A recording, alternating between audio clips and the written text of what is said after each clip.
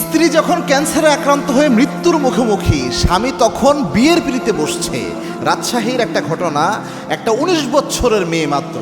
এই মেয়েটা ক্লাস 9-এ পড়া অবস্থায়, যে সময় তার চোখ থাকার কথা হচ্ছে বইয়ের খাতার মধ্যে, বসে থাকার কথা হচ্ছে পড়ার টেবিলে, প্রেমের কারণে এই ছেলেটা, যে ছেলেটা আজকে বিয়ে করছে, এই ছেলেটা তাকে বিভিন্নভাবে বলিয়ে রিলেশন হয়। রিলেশন হওয়ার মাধ্যমে ওই যে বলে তুরুলাপ না কি যেন বলে, পোলাপান, এটার মাধ্যমে ঘর থেকে বের হয়ে বিয়ে করে। পরবর্তীতে মেয়েটার শরীরে যখন ক্যান্সার ধরা পড়ে, এই মেয়েটা এখন মৃত্যুর কাছাকাছি অবস্থা, আইসিইউতে পড়ে রয়েছে, বা বিভিন্ন সময় যে ক্যান্সারের যে থেরাপিগুলো রয়েছে এগুলো তারা সে নিচ্ছে।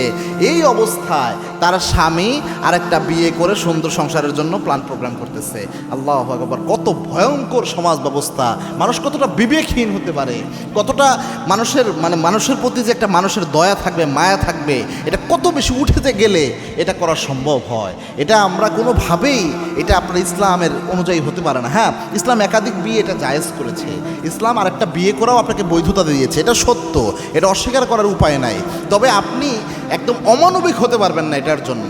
যে এমনও দেখা গিয়েছে, কিছুদিন আগে এমন ঘটনা ঘটছে যে এক ভাই এমন হয়েছে, তার বউ বাচ্চা জন্মদান করতে যায় না, একদম হসপিটালে অবস্থা খারাপ, এবং সন্তান জন্ম যখন কোনো মেয়ে দেয়, সে বুঝে যে কতটা কষ্ট এখানে সহ্য করতে হয়। যেই ব্যক্তিকে বাবা বানানোর জন্য একটা মেয়ে সবচেয়ে বেশি স্ট্রাগল করতেছে, মৃত্যুর কাছাকাছি চলে যাচ্ছে, শরীরের 20টা হাড় ভাঙলে যত কষ্ট হয়, এতটা কষ্ট সহ্য করতেছে, ওই ব্যক্তি যায় আরেক জায়গায় বিয়ে করছে মানসিক শান্তির জন্য। চিন্তা করা যায়, গুনাহ থেকে বাঁচার জন্য। কত মারাত্মক অবস্থা! রাসূল সাল্লাল্লাহু আলাইহি ওয়াসাল্লাম কখনো একাধিক বিয়ের বিষয়টা, সাহাবা একরামের জীবন আপনি দেখেন, এরকম কোনো অমানবিক বিষয় পাবেন না যে এই কারণগুলোতে বিয়ে করছে, এরকম আপনি একটাও পাবেন না। আল্লাহর হাবিবের প্রত্যেকটা বিয়ে কোনো না কোনো ভ্যালিড কজ ছিল, এবং রাসূল সাল্লাল্লাহু আলাইহি ওয়াসাল্লামের এরকম বর্ণনাও রয়েছে, আল্লাহর হাবিব সাল্লাল্লাহু আলাইহি ওয়াসাল্লাম যে তিনি মা খাদিজার কুবরার ব্যাপারে একটা চমৎকার কথা বলেছেন, তার আয়েশা রাদিয়াল্লাহু তাআলা আনহা, তার ছোট্ট স্ত্রীর সামনে। একদিন আল্লাহর হাবিব সাল্লাল্লাহু আলাইহি ওয়াসাল্লাম হাত তুলে মা খাদিজাতুল কুবরার জন্য দোয়া করছিলেন। আল্লাহর হাবিব সাল্লাল্লাহু আলাইহি ওয়াসাল্লাম বলছেন, আল্লাহ, কিয়ামতের এই কঠিন ময়দানে বাবা যখন সন্তান ছেড়ে পালাবে, মা যখন সন্তানের পরিচয় দিবে না, ওই দিন যেন আমি আমার খাদিজাকে ভুলে না যাই। ওই সময় আয়েশা রাদিয়াল্লাহু তাআলা আনহা নিজেও রাসূলের সাথে হাত তুলে দোয়া করছিলেন। যখনই এই কথা রাসূল দোয়ার মধ্যে বলেন, আয়েশা রাদিয়াল্লাহু তাআলা আনহা হাত নামিয়ে ফেললেন। মুনাজাত শেষ হলে আল্লাহর হাবিবকে বললেন, ইয়া রাসূলুল্লাহ, এইরকম একজন মহিলাকে আপনি পেয়েছিলেন যার বয়স ছিল প্রায় 40, কোনো বর্ণায় 27, 25 বছরের যৌবনে আপনার যে বয়স্ক এক মহিলাকে বিয়ে করেছেন, এর যে ভালো কোনো নারী কি আপনার জীবনে আসে নাই? আল্লাহর হাবিব রেগে গেলেন, রেগে যেয়ে বললেন, খবরদার আয়েশা, আমার খাদিজার ব্যাপারে এমন কথা বলবা না।